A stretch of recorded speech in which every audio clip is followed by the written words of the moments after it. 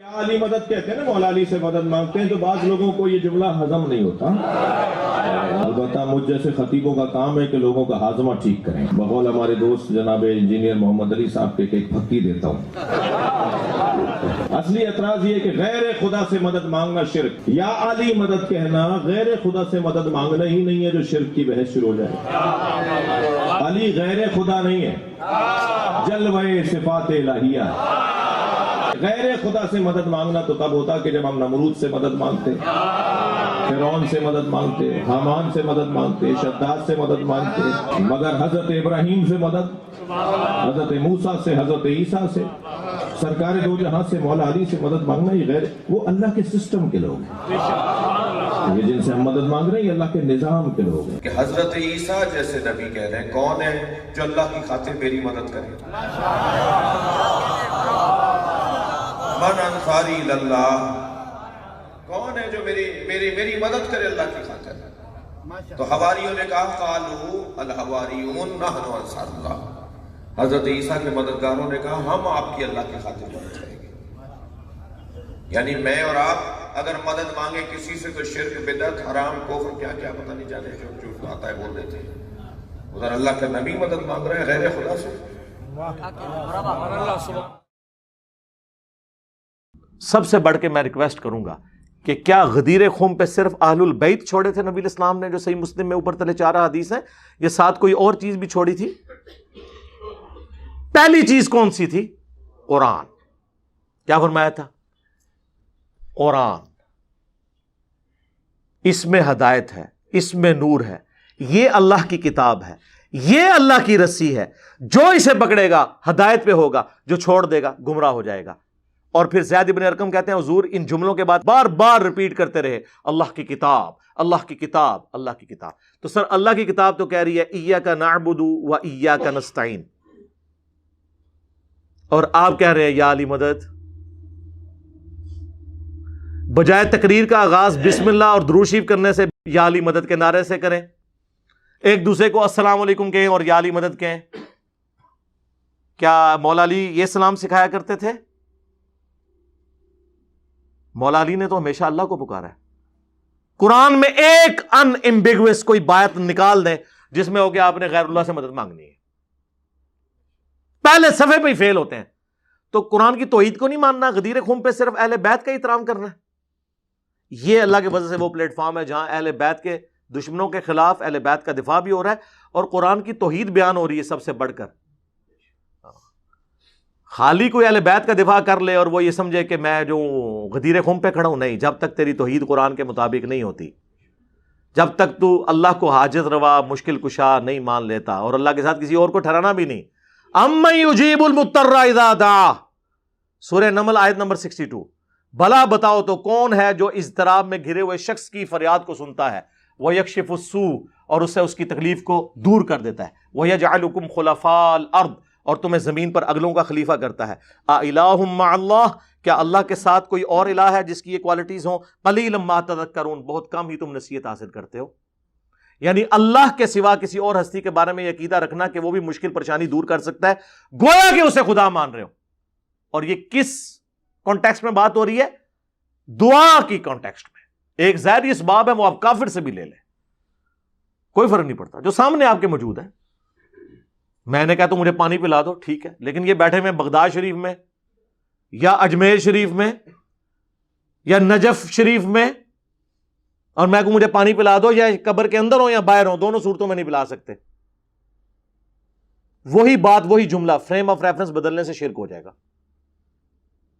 جی روٹی امی سے مانگتے ہیں تو سر امی سے ہی مانگتے ہیں نا، مری ہوئی امی سے تو نہیں، زندہ جو سامنے موجود ہے۔ نہیں جی شہید بھی زندہ ہے، سر شہید زندہ ہے نا تو وہ زنانی نکاح کیوں کر دی ہے مرنے تو بعد؟ ہاں، جب جعفر طیار شہید ہوئے غزوہ موتا میں تو ان کی بیوی اسما بنت امیس نے ابو بکر صدیق سے شادی کیوں کر لی، جس سے محمد بن ابی بکر پیدا ہوئے؟ اور ابو بکر صدیق رضی اللہ تعالیٰ عنہ کے فوت ہونے کے بعد مولا علی سے اسما بنت امیس نے شادی کیوں کر لی؟ بتائیں نا۔ او بھائی وہ زندگی اور ہے، قرآن کہہ رہا ہے وَلَٰكِن لَا تَشْعُرُونَ، تمہیں شعور ہی نہیں۔ تو سر چلو ابھی پریکٹیکلی چیک کر لیتے ہیں کہڑے بابے دے مزار تے کہڑے بزرگ دے مزار تے کھڑنا جے، اسی انہوں کہنا یار اندروں پانی پلا دے، جے انہیں پانی پلا دیتا اچھا تانوں اس دا پلا بھی دے، منو نہیں جے پلا سکتا. ہاں تانوں تے شیطان بھی انسانی شکل ہی پلا جائے تہاڈا ایمان پکا ہو جانا ہے. ہاں منو تو پلان لگا میں ایک بار پڑھنا لا حول ولا قوت الا باللہ، نال ہی چیک مارے گا تو جناب ڈیلیٹ ہو جائے گا اتوں. تانوں اس دا پلا بھی دے، یہ ذہن ہے لا حول ولا قوت الا باللہ دا وظیفہ ذہن میں رکھنا ہے. اللہ کا نیک بندہ یہ سن کے نہیں بھاگتا. آپ 10 دفعہ پڑھیں میں نہیں بھاگتا، پڑھو. لیکن اگر شیطان ہوگا جن ہوگا تو بھاگ جائے گا. چیک بھی کر لو میں نہیں نسدا. انہوں نے بابے چیک کرو قبر تو نکل کے تانوں پلانٹ پانی پھر مننا گے ہاں جی کوئی کر سکتا ہے. بھائی بارش کون برساتا ہے؟ ڈیوٹی کس کی ہے؟ فرشتوں کی. تو بارش کس سے مانگی جاتی ہے؟ فرشتوں سے یا اللہ سے؟ اور جن کی ڈیوٹیاں لگی ہوئی ہیں ان سے بھی آپ مانگیں گے نا تو آپ مشرک ہیں. اور میں آپ کو بہت بڑی بات کر رہا ہوں، اسی پہ کنکلوڈ کرتا ہوں. اس وقت اس پلانٹ ارتھ پہ یا اس یونیورس کے اس حصے میں ہماری یہ جو سولر سسٹم ہے، اگر مشکل کشا دیکھا جائے نا، کوئی پیغمبر، کوئی فرشتہ، کوئی جن اتنا بڑا مشکل کشا نہیں ہے جتنا بڑا مشکل کشا سورج ہے. فرشتوں کی تو ڈیوٹی ہے نا، ایک تو زیادہ ڈیوٹی نہیں ماندے. سورج کیا کہہ رہا ہے سنیں پھر. سورج کی تپش سے سمندروں کا پانی ایویپوریٹ ہوتا ہے. سورج کی وجہ سے دنیا پہ ہوائیں چلتی ہیں. وہ ہوائیں اس پانی کو گلیشیئرز کی فارم میں سٹور کرتی ہیں جا کے پہاڑوں کے اوپر. بارش برستی ہے. اسی سورج کی روشنی سے، اس کی تپش کی وجہ سے وہ گلیشیئر پگھلتے ہیں اور وہاں سے دریا چلتے ہیں، جس سے پوری دنیا کا نظام چل رہا ہے. پانی ختم ہو جائے دنیا ختم، کوئی کھیتی نہیں اگا سکتے، بندے نہیں زندہ رہ سکتے. وہ دریا زمین کے نیچے بھی چلتے ہیں، زمین کے اوپر بھی. اور اسی سورج کی روشنی سے فوٹو سنتھسس کے ذریعے جتنے بھی آپ کے نباتات ہیں، پلانٹس ہیں، وہ اپنی خوراک تیار کرتے ہیں. پانی بھی سورج کی وجہ سے ان کو مل رہا ہے زمین سے، اور پتوں میں جو ان کی اپنی پوری خوراک تیار ہو رہی ہے وہ بھی سورج کی روشنی کی وجہ سے. سورج سے بڑا اگر کوئی مشکل کشا کسی کو پتا ہے نا مخلوقات میں، مجھے بتا دے. کوئی جن، کوئی فرشتہ، کوئی پیغمبر، کوئی بابا اپنی زندگی میں یا زندگی کے بعد، یعنی جس وقت وہ کر بھی سکتا تھا کوئی مدد، اس وقت بھی سورج جتنا کوئی مشکل کشا نہیں تھا. تو آج تک ہم نے کہا المدد یا سورج نظر کرم فرمائیے، تھوڑی دیر کے لیے بادلوں میں چھپ جائیے، گرمی لگ رہی ہے. المدد یا سورج مشکل کشا مدد فرمائیے، ٹھنڈ بہت ہو گئی ہے. ٹھیک ہے، اور باہر تشریف لے آئیے بادلوں سے، اپنا گھونگھٹ اٹھا دیجئے.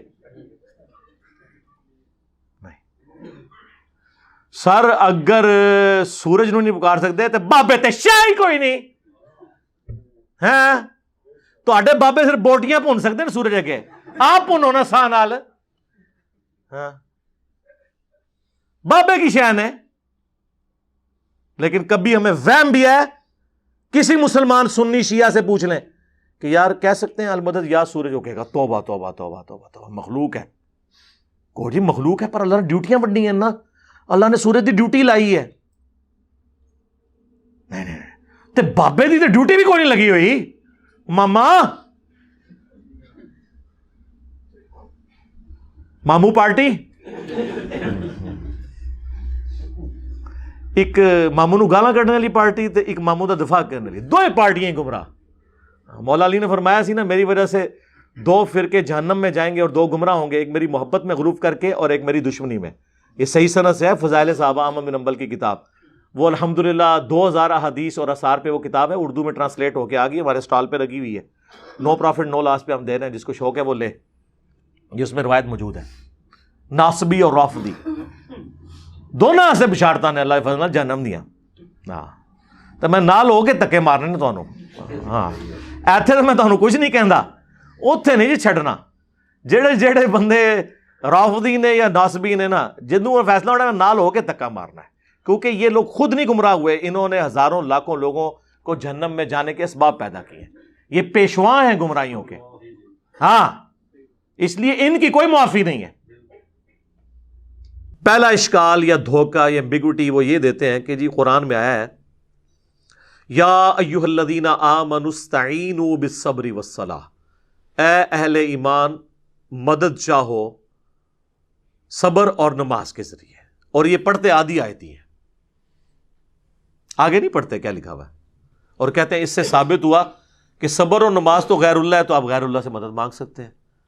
تو ہم کہتے ہیں میرے بھائی یہ تو آپ نے خود بھی کبھی نہیں مانگی. کبھی آپ نے کہا المدد یا نماز میری مدد فرمائیے، میری حاجت گیری کیجیے، یا صبر میری مدد فرمائیے. وہ خود ہی سوچ میں پڑ جاتے ہیں واقعی ہم نے تو یہ کبھی نہیں کہا.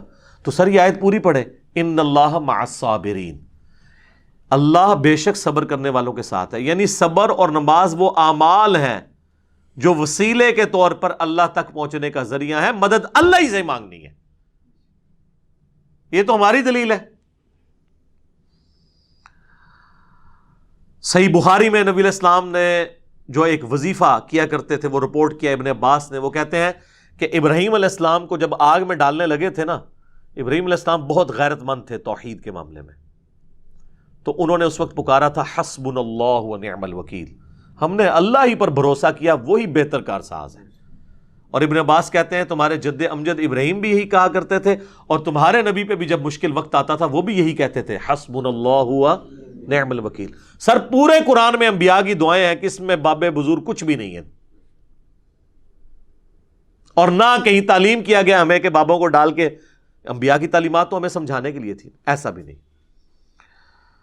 جامعہ ترمذی میں ایک حدیث ہے، اس کی صحیح سند المستدرک للحاکم میں ہے اور سنن نسائی الکبریٰ میں، کہ نبی صلی اللہ علیہ وآلہ وسلم ہر مصیبت اور پریشانی میں کہا کرتے تھے یا حی یا قیوم برحمتک استغیث، اے خود سے زندہ ہر چیز کو تھامنے والے میں تیری رحمت کے ساتھ تیری مدد کا سوال کرتا ہوں.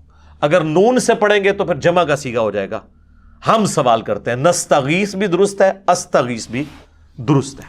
الحمدللہ. اچھا اب دوسرا اشکال سنیں جی.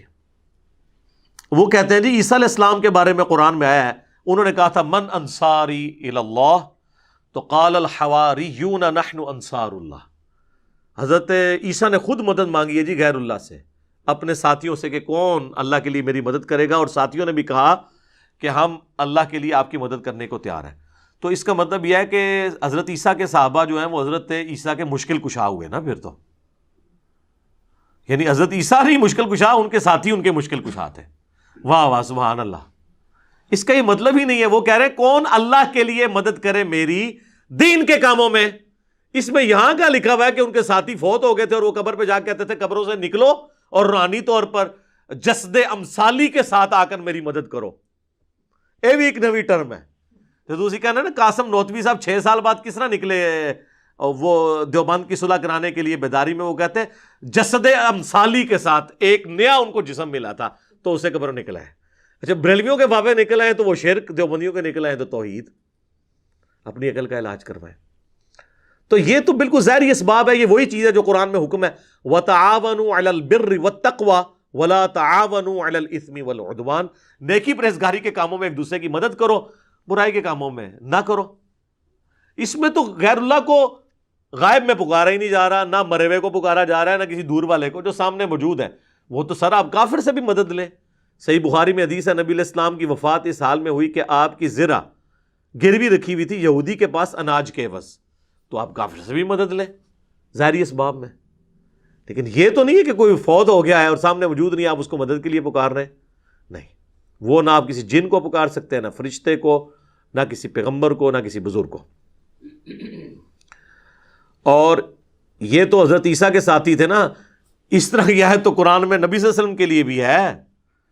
سورۃ الاعراف میں آیت نمبر 157 ہے، جس میں اللہ تعالیٰ نے باقاعدہ حکم دیا ہے اہل ایمان کو کہ تمہارا ایمان اس وقت کامل ہوگا کہ جب تم نبی کی مدد کرو گے ان کے دین کے سلسلے میں.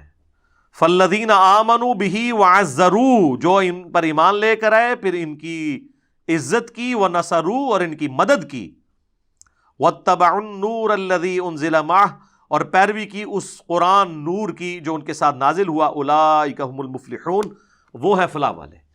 ہم آج بھی نبی علیہ السلام کی مدد کر سکتے ہیں ان کے دین کی اشاعت کر کے. تو اس کا کیا مطلب ہے ہم رسول اللہ کے مشکل کشا ہو گئے؟ نہیں، ہم تو اپنی مشکل دور کرنے کے لیے اللہ کے دین کا جو ہے وہ کام کر رہے ہیں.